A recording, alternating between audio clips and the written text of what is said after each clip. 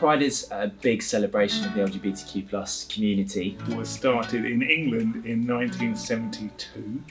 It came out of the gay liberation movement, which were formed just after the 1969 Stonewall riots, which took place in New York. And it was the first time that the community had stood up against police brutality. There was a police raid on a gay bar in New York, and they came out on the streets fighting back and showing that they're not going to be pushed around anymore, and that they stood for kind of their own freedom and rights and opportunities. So the gay pride marches came out of that, and they were a way of celebrating that activism and celebrating the way that the LGBT community was now kind of out and loud and proud. For me, the word pride means celebrating the LGBTQ community, and it's a chance to reflect on the struggles that community has faced in the past, the discrimination they still face today, and it's a chance for me personally to continue educating myself on how I can be the best ally for the whole community. I think pride for me means remembering the people who've really sacrificed for any kind of progress and any kind of situation we're in now. So if you're talking around that time, you've got people like Marsha P. Johnson, Sylvia Rivera. I was reading recently Sylvia Rivera's 1973 speech in New York, in a big gay rights march in New York. And she's talking about the repression against, for example, trans people, and she's talking about the way that the LGBT movement needs to be inclusive of everybody in that and needs to fight for everybody in that. And I think pride means remembering those people. It means recognising their contributions. Pride is a celebration of identity. It's a celebration of self-love and love in general. It's kind of like celebrating who you love, as well as actually celebrating yourself and making sure that you do love yourself in your identity. So yeah, Pride is a time where you can be yourselves and celebrate yourselves and celebrate the ones that you love. It can mean like you're happy with something, you've invested yourself into it, and you're glad to be part of it, to identify with it. That is really the essence of Pride. Well, as someone who has a gay brother and gay members in my family, Pride's really important to me, as I want to celebrate equality for everyone, no matter who they love, and everyone has equal rights. My first Pride march that I went to was actually in New York, which is super exciting because that's where Pride started. So it was so cool to be part of something so special over there. It was probably in Sheffield, which is the town I went to university in. So it was much smaller than London Pride, but was really like a really nice community. So lots of people from across the city, and we all went to there was like a parade down the street, and then we went to a park, and there was like a big carnival in the park, and it was a really nice thing to do. I think it might have been 2014. Before I was out, I was supporting this group which was campaigning for free movement. It was lesbians and gays support the migrants. I was handing out some leaflets for them, and was supporting lots of out friends of mine, and it was just great. You know, it was great being on the march and having that as a space for these discussions, and seeing how all of these issues and all of these generations were really interlinked. So the first Pride March I went to was probably only about 4 or 5 years ago, and it was a choir purely for the LGBTQ community, and they were actually part of the march, so it was amazing. My first Pride, I got to be in the march with this choir who were just singing the most incredible, empowering songs behind me, so it was really fun, and you know, I've gone to every one that I can since. So I've been on many Pride marches in my time, and they've always been the most amazing experiences.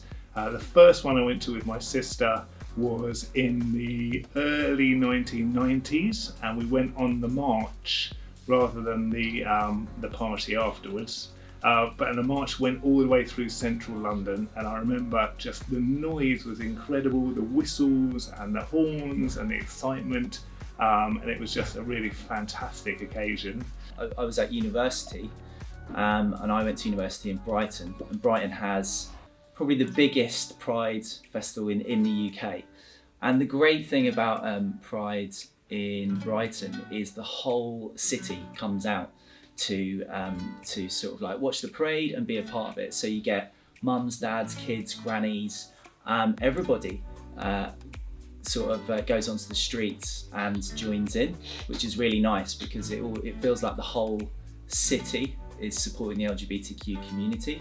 And they're there as allies, as friends, as family of other people who are LGBTQ. So I was very lucky that was the very first one I went to when I was 19, I think. I think the community in my lifetime has gone through so much. I mean, when I was growing up, people didn't even speak about these things. Now people are openly having these conversations, and that can only be a good thing. And plus the representation on TV programs about in our communities, that can only be a good thing. It's now really much easier for a person to be out and sort of say who they are to their friends and to their family. There are way more LGBTQ plus people in the media. When I was a kid, you probably couldn't even mention 3 or 4 or 5 people that you would know. There is now gay marriage, so gay and lesbian people can marry people of the same sex, which was probably unimaginable maybe like 30 years ago. And there's lots of legislation, there are loads of laws that protect LGBTQ plus people as well. So it has been a drastic change. It wasn't so open to talk about your identity, it wasn't so open to talk about your sexuality or your gender. And when I came out as pansexual, when I was in year 11, I was about 16, it was a very kind of confusing time for me because I didn't have any friends in the year group who had already been out. I didn't have people that I could really look up to, and there wasn't any teachers who were quite obviously or quite out as such. I think the fact that we are celebrating LGBT communities in schools is a really important change which is beginning to happen. And I think the fact that so many young people and so many teachers and so many people in our community are proud of who they are and are out and proud, I think is a really important change which has taken place.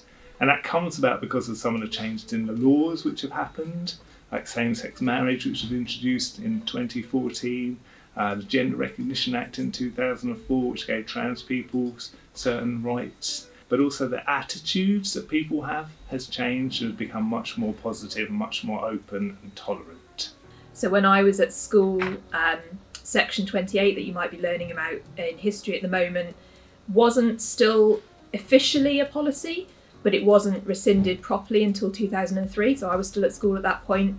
So teachers and school authorities wouldn't talk about LGBT plus people, they wouldn't recognise them.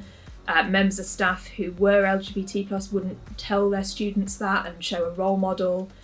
But also just generally like a feeling around society. Even since when I first started teaching, things have changed so much and it feels so different. In particular on trans issues, so there's a Gender Recognition Act and the changes around that have both at the start of the century and in the last few years. I think that we have to really remember that what the history of, including in our lifetime, of LGBT issues is not this steady stream of progress, but it's this up and down battle of loads of setbacks and loads of victories, and it's all from the activists who fought for those things.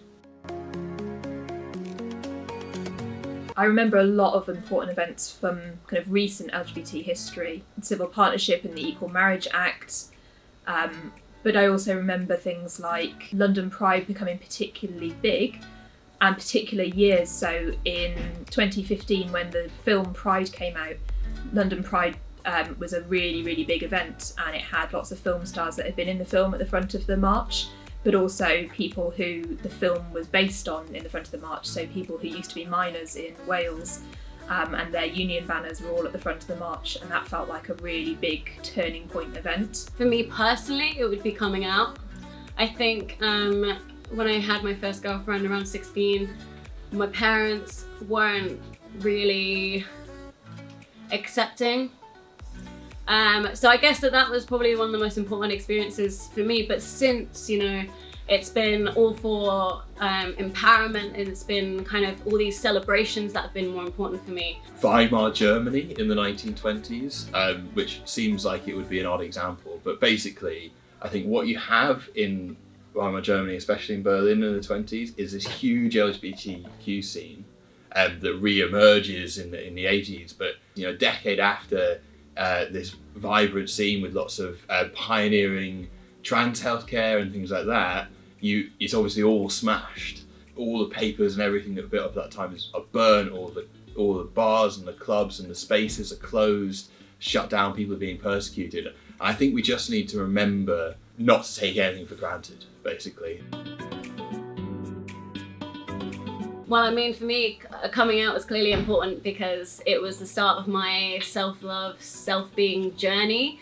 It was the time where I could actually start being myself, loving who I want to love, and actually, you know, not being ashamed of it or not being embarrassed by it or even confused by it. You know, it was like, okay, I'm on this journey, I'm learning, and I'm learning about myself. And actually, there's two ways you can react to it. Either you can be terrified of learning about yourself, or you can think, you know what, we'll see how this goes, and I'm gonna love myself no matter what. I think it's just important as a reminder that progress is not, you know, this steady continuum, that the world is really complex and setbacks happen, and both that they will happen and we have to prepare for that, but also that we can fight through them and fight beyond them. And you know, it's an incredible testament where we are now.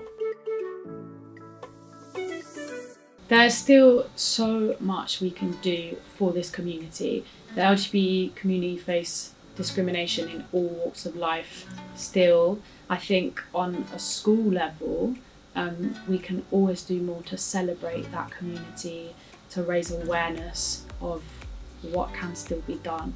And as a school, we need to make sure that we're a safe, inclusive space for all of our students and staff, regardless of their gender identity and sexuality. So for me as a languages teacher, for example, that means making sure I'm teaching gender neutral pronouns in French and Spanish, making sure that the examples that I use in my classroom and my lessons are inclusive. I've been working on the LGBT history unit for about 18 months, and I think there's only a couple of schools that I know of in the whole country who teach it to all of their students. And so that's something which I would really want to see changing in the future. There's much more awareness of LGBT rights and histories in schools, and that schools are able to teach some of these really amazing stories, and also stories of ordinary everyday people as much as part of their everyday curriculum. The second thing I'd like to see is that actually it just becomes totally normal, totally everyday, that whether you're gay, straight, bi, trans, whatever, you're just the same as everyone else, you're treated the same as everyone else. If you want to go down and buy a pint of milk in the corner shop wearing your fabulous frocks, then you should be able to do it just the same as everyone else. It shouldn't be a big deal. I think there are still areas where it's difficult for people to maybe be out or be who they are. I also think there's a lot of work to still be done with supporting trans people in society, helping them to be who they identify as. And I think there's still laws and legislation that need to sort of help trans people as well. There's a lot of progress that has been made, but I think just we need to make sure that we're still fighting for people's rights. There's loads of challenges, there's so many challenges still, there's so much homophobia still. It's not just cancelled out, it's you know, there's still so much homophobia. There's still so many countries that still don't accept LGBTQ plus marriages. There's still countries that don't accept different genders. And actually there's loads that do, which go back hundreds and hundreds of years. However, there are still those that are still incredibly homophobic about it. And there's still conversion therapy, which is completely, I personally believe it is completely wrong. It's like a mental form of torture to try and convert someone to love someone that is more the norm. So there's so much work to be done. That as there is a sense of more acceptance in society, there's a sense that less needs to be done, and there's a sense of let's drop the politics. Let's Starbucks releasing like LGBTQ cups or whatever means we kind of made it, and I think fundamentally no, and I think the reason why it's really important to kind of remember that it's not enough is because it's always the most marginalised groups of the LGBTQ movement that will lose out if the rest of us stop campaigning because we think we've made it. Any kind of minority community will face discrimination and prejudice. And I think this is one of the biggest challenges we have. Hopefully, with the amount of visibility and with so many people in the media bringing it to the forefront, I think that hopefully in time, that the challenges they're faced regarding discrimination, these things can change.